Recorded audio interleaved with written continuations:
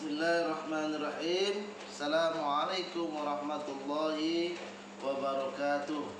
Salam beka dan salam sehat selalu untuk Anda semuanya. Baik, mari sama-sama kita bersyukur kepada Allah atas nikmat yang Allah berikan kepada kita, sehingga kita pada saat ini dapat melakukan kegiatan daring dalam proses belajar dan mengajar. Baik, kepada Anda semuanya, sebelum kita mulai dalam kegiatan pembelajaran secara daring, mari kita berdoa kepada Allah. Mudah-mudahan kegiatan kita ini akan mendapatkan ridho dari Allah Subhanahu wa taala nantinya. Amin amin ya rabbal alamin. Baik, kepada Anda, mari kita berdoa sesuai dengan kepercayaan dan agama kita masing-masing. Berdoa dimulai.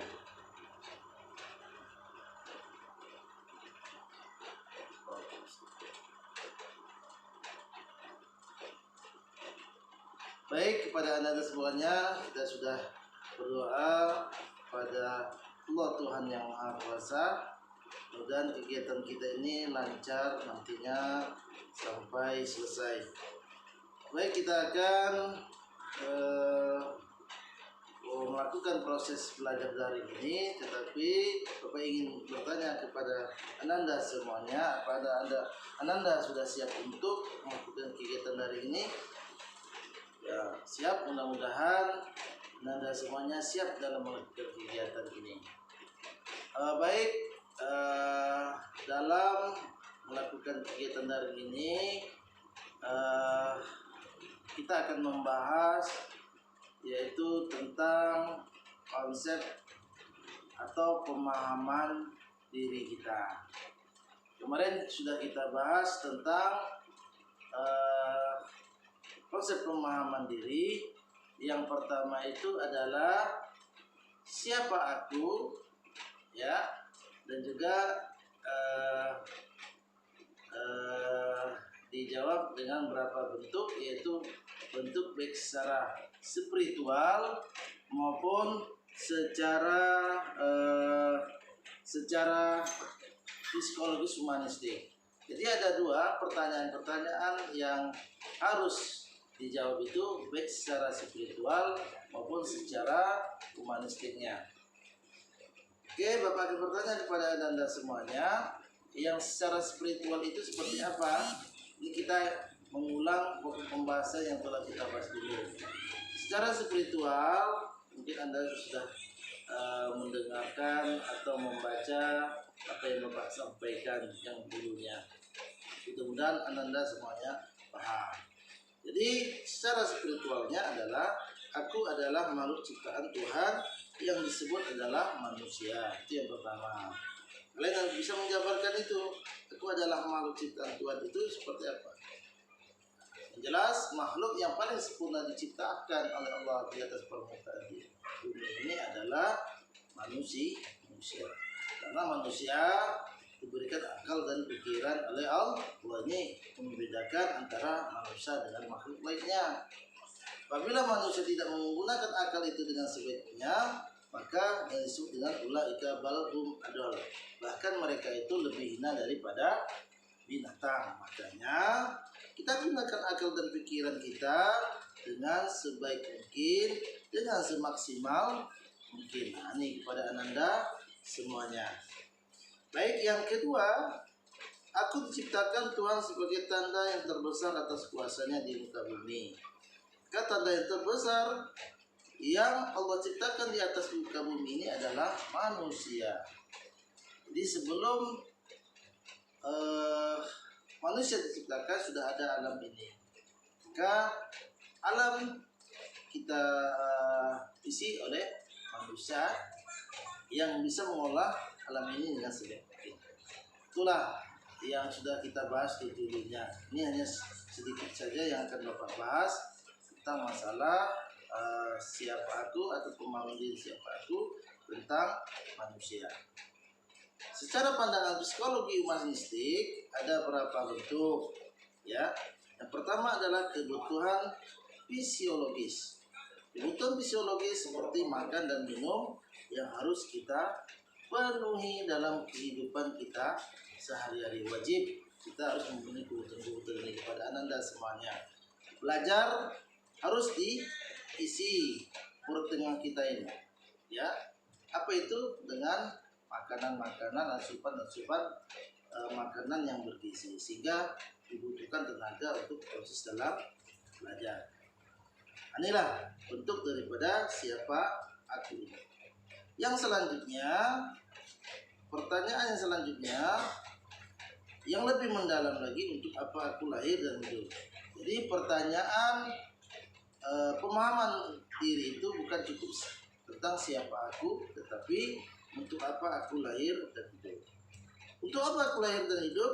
Yang pertama itu jawabannya adalah hidup itu adalah suatu periode yang memiliki batas waktu tertentu yang diberikan oleh Tuhan bagi manusia.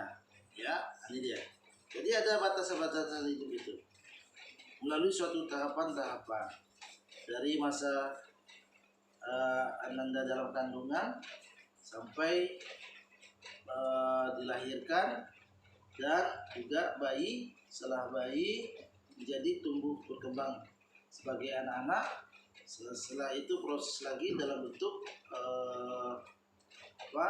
remaja. Setelah itu masuk remaja awal dan masuk pada remaja akhir, dan juga kepada masuk proses dewasa dan orang tua, bahkan sampai kepada nenek dan datuk kita nantinya. Nah, ini dia proses dalam kehidupan itu, batas waktu yang telah ditentukan itu bagi manusia. Yang selanjutnya, B, hidup adalah suatu proses yang menjadi manusia yang berarti dan berguna bagi hidup itu sendiri dan berguna bagi dunia. Ya, live is proses.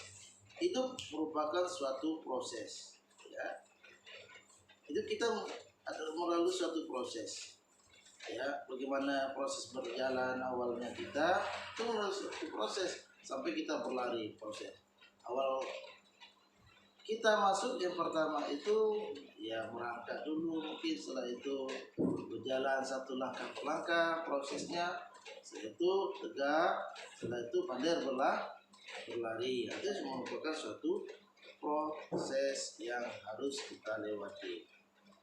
Begitu juga Ananda semuanya, proses dalam pendidikan dari masa PAUD ya, pendidikan anak usia dini, sampai SD, sampai SMP, dan sampai SMA, bahkan sampai di perguruan tinggi, merupakan suatu proses.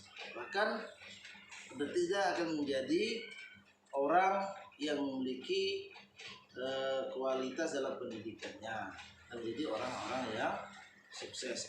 Itu merupakan suatu proses ya, itu proses. Begitu hidup kita juga melalui suatu proses ya, melalui suatu proses dari alam kandungan, dari alam dunia sampai nanti dalam kubur, dan juga sampai pada alam akhirat yang akan kita lewati itu semua ya. Jadi hidup kita itu harus bermanfaat bagi orang lain. Apa yang kita bisa bantu untuk orang lain selagi itu bisa bermanfaat, kerjakan ya. Ananda begitu juga di sekolah itu ya. Misalnya Ananda punya pena, kawan tidak punya pena, dipinjamkan pena ya. Sehingga terbantulah kegiatan dalam proses belajar, sehingga Ananda semuanya bisa melakukan kita belajar itu dengan baik, tidak merasa frustasi. Kalaulah Ananda tidak memiliki perlengkapan atau peralatan-peralatan belajar, akan terjadilah dalam proses itu mengalami suatu proses frustasi dalam proses belajar. Karena nanti kalau tidak ada peralatan belajar itu, ya makanya proses belajar dia hanya mengandung temannya saja, bermain-main saja di dalam kelas, yang usil dengan temannya, kalau dia tidak memiliki itu. Makanya sebelum berangkat dicek dulu sebelum berangkat sekolah dicek dulu apa-apa saja yang harus dibawa. Kerjakan PR. PR bukan tugasnya di sekolah, tetapi PR itu tugasnya di rumah. Ini kepada anda semua. Ya. Yang selanjutnya adalah C. Waktu tak akan terulang lagi. Menunda-unda waktu dengan alasan masih banyak waktu adalah tidak beralasan. Nah, ini menunggu waktu. Nantilah, tunggu besok lah. Ya, sehingga pekerjaan itu menumpuk. Belajar begitu juga. Jangan belajar itu sistem kebut semalam, sistem SKS. Ini tidak boleh. Pas ujian sibuk kali untuk belajar. Nah, ini kita sudah masuk pertengahan semester. Banyaklah anda semuanya untuk membaca buku di rumah, belajar di rumah. Baca buku itu dengan sebaik mungkin, sehingga nilai-nilai yang akan diraih itu bisa memberikan kepuasan kepada anda semuanya dan juga memberikan kepuasan kepada orang tua anda semuanya. Pekerjaan di rumah begitu juga. Ya, pekerjaan entah sebagai anak atau anak perempuan yang tugasnya membantu ibunya seperti memasak, mencuci piring dan segala macamnya, harus tahu job description-nya, harus tahu gambaran kerja daripada anda semuanya. Kalau laki-laki ini gambaran kerjanya, entah itu memperbaiki genteng yang bocor, itu gambaran itu kerja daripada kerja dari anak daripada laki-laki. Hanya kerjakan, ya, kerjaan itu jangan tunggu nantilah, sehingga kerjaan itu tidak akan selesai. Dikerjakan selagi kalian bisa, selagi ada waktu untuk bekerja itu. Ya, jangan tunggu belajar. Begitu juga jangan tunggu ujian, tapi harus diasuh-asuh dari mulai sekarang. Ya, dibaca mulai sekarang, dihafalkan, terus belajar itu di rumah.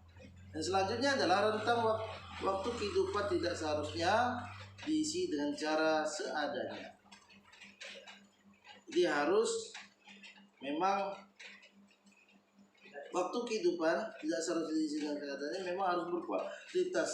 Ya, jangan banyak bermenung saja di rumah, tetapi memang betul-betul diisi waktu itu dengan sebaik mungkin. Yang selanjutnya, hari ini adalah hari pertama dari sisa hidupmu. Tidak ada yang bisa dipastikan kapan seorang akan dilahirkan, sebagaimana juga tidak bisa dipastikan kapan kita akan meninggalkan dunia ini. Jika kita tidak tahu pasti kita dilahirkan, ya, dan juga tidak tahu kapan kita akan meninggalkan dunia ini. Maka rahasia-rahasia tentang kehidupan kita ini hanya Allah yang tahu. Yang pertama, yang Allah, rahasia ilahi itu yang pertama adalah umur kita. Ya, umur tidak tahu kapan, ya, dan di mana kita akan dipanggil Allah. Ya. Meninggal iza jajalum la yastakhiruna sa'ah. Apabila tiba ajal manusia, maka tidak bisa kita mundur. Ya, jadi kita mempersiapkan. Jadi dunia ini merupakan ladang amal kita untuk memperbanyak ibadah kita kepada Allah.